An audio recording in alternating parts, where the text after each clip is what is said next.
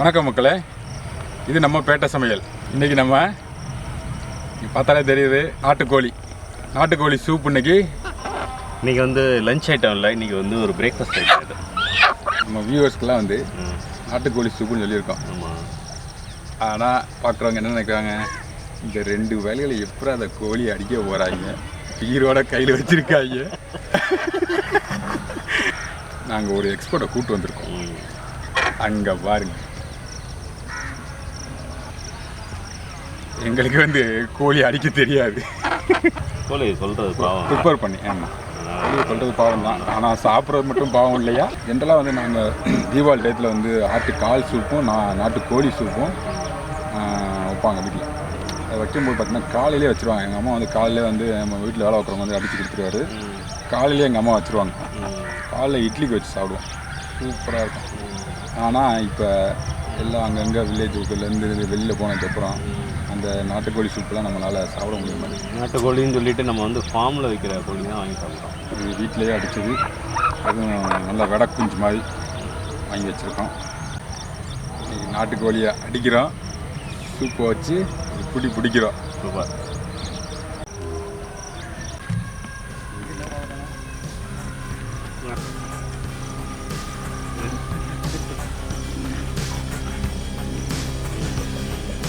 நாட்டுக்கோழி ஆட்டப்போம்.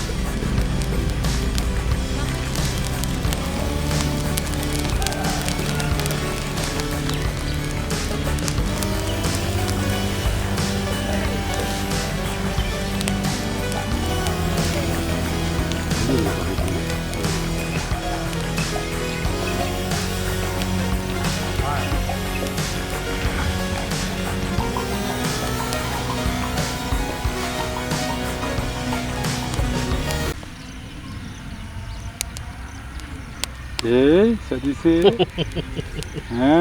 ட்ரைனிங் எடுத்துக்கிட்டு இருக்க. Knowledge transfer. வரே வா வா வா அண்ணா, நாலேஜ் ட்ரான்ஸ்ஃபர் கொடுத்துட்டு இருக்காரு நமக்கு. கோழியை மட்டும் வாட்டு, கையை வாட்டிடாத.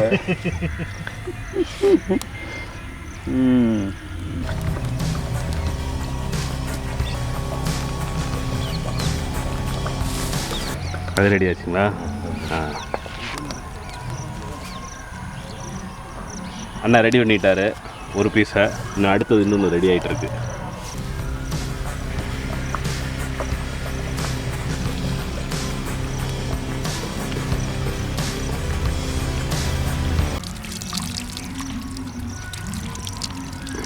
மஞ்சள் இருக்குல்ல?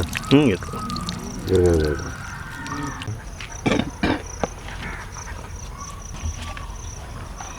இப்போ நம்ம வாட்டினதுக்கப்புறம் அது நல்லா க்ளீன் பண்ணிவிட்டு அண்ணன் வந்து அதில் வந்து மஞ்சள் போடுறாரு. மஞ்சள் நல்லா தேய்ச்சி கழுவுறதுக்காக. லாஸ்ட்டாக அதில் இருக்கிற இந்த சின்ன சின்ன முடி இதெல்லாம் அதில் வந்து வெளியே வந்துடும். அவ்வளோதான். இதுதான் வந்து நம்ம நாட்டுக்கோழி வந்து க்ளீன் பண்ணுற ப்ராசஸ் நம்ம ஊரில். ஃபஸ்ட்டு கட் பண்ணிடுறோம், அந்த முடியெல்லாம் எடுத்துடுறோம். அதுக்கப்புறம் வந்து வாட்டிட்டு கடைசியாக மஞ்சளை போட்டு தேய்ச்சிட்டு கழுவிடுவோம். அவ்வளோதான், முடிஞ்சிச்சு.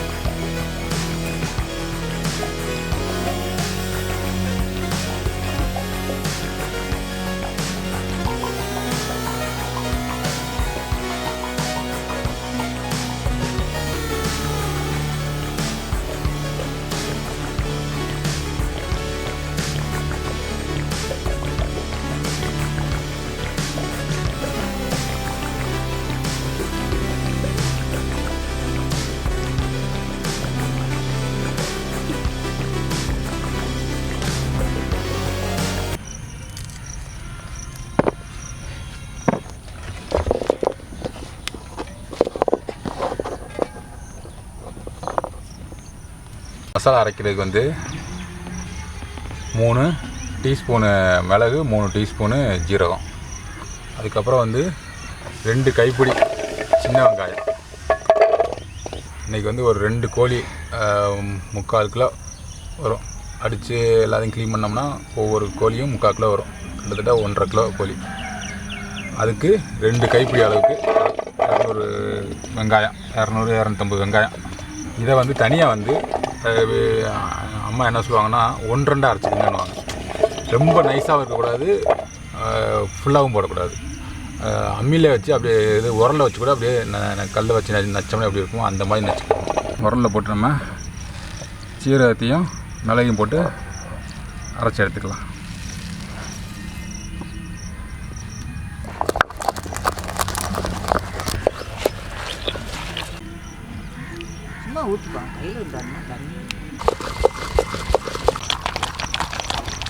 நைஸாக அரைஞ்சி வந்துருச்சு.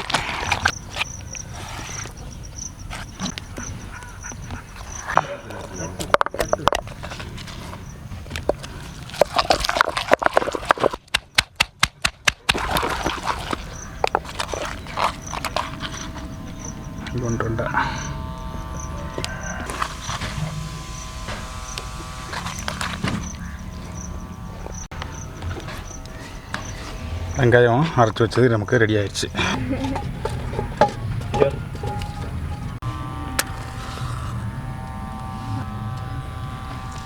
நம்ம இப்போ சூப் வச்சுக்கிறதுக்கு ரெடி பண்ணி எல்லாம் ரெடி பண்ணி எடுத்து வச்சாச்சு. வெட்டி வச்சு கழுவி வச்ச சிக்கனு, அரைச்சி வச்ச 1-2 அரைச்சி வச்ச வெங்காயம், மசாலா ஜீரகமும் மிளகும் அரைச்சி வச்சதை மிக்ஸ் பண்ணிக்கலாம். எல்லாத்தையும் போட்டு கோழி மசாலா எல்லாத்தையும் போட்டு ஒரு கிளறி வச்சுட்டு நல்லா மிக்ஸ் ஆனதுக்கப்புறம் உப்பு தேவையான அளவு ஒரு 2 டீஸ்பூன் போட்டிருக்கோம். 2 கோழிக்கு கல் உப்பு அதை போட்டு அப்படி ஒரு கிளறு. 2 டீஸ்பூனு மஞ்சத்தூளை போட்டு மிக்ஸ் பண்ணிடலாம். நல்லா மிக்ஸ் ஆனதுக்கப்புறம் நம்ம இந்த தண்ணி வந்து அந்த மசாலா அரைக்கும் போதே எடுத்து வச்ச தண்ணி தான், அதனால் அதை அப்படியே இது பண்ணிக்கலாம்.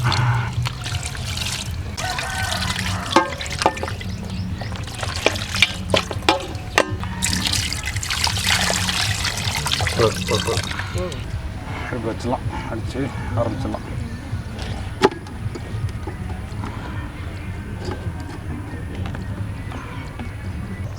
நல்லெண்ணெய் ஒரு 100 ml,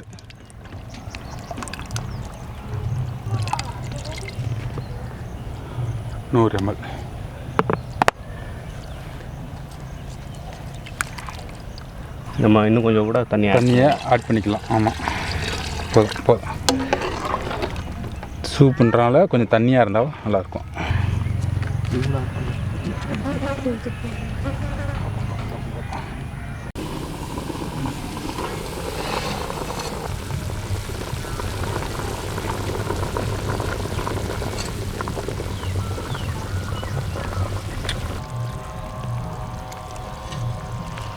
ஓகே, ஆல்மோஸ்ட் வெந்துருச்சு.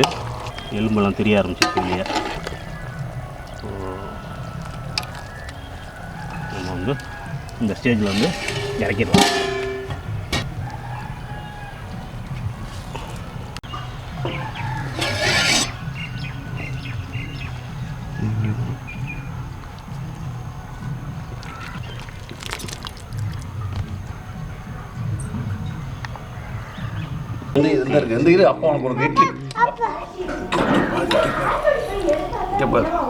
இட்லிக்கு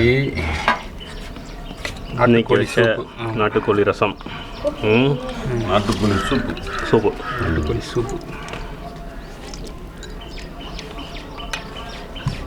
இட்லியில் ஊற சாப்பிட்டா அவ்வளோ அருமையாக இருக்கும்.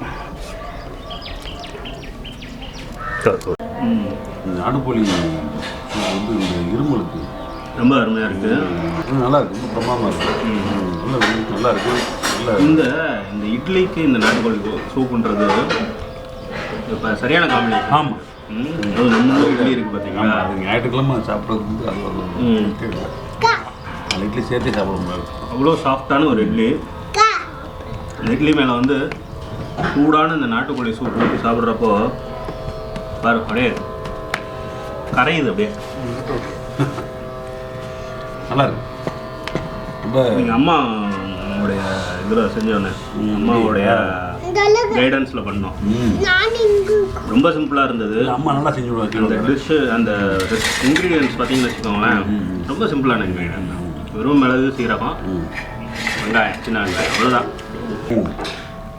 3 தான். 3 ஐட்டம்.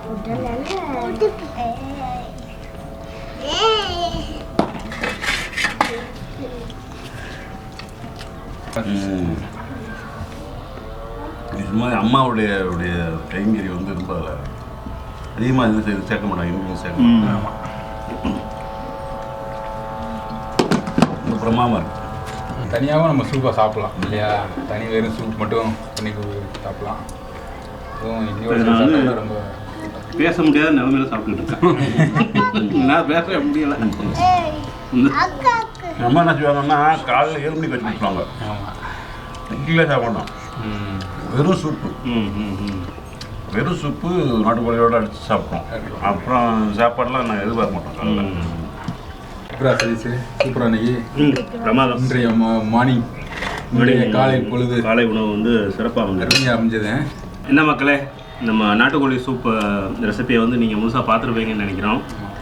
இதே மாதிரி நீங்களும் செஞ்சு பாருங்கள். இப்போ இந்த வீடியோ உங்களுக்கு பிடிச்சிருந்ததுன்னா லைக் பண்ணுங்க, ஷேர் பண்ணுங்க, சப்ஸ்கிரைப் பண்ணுங்க.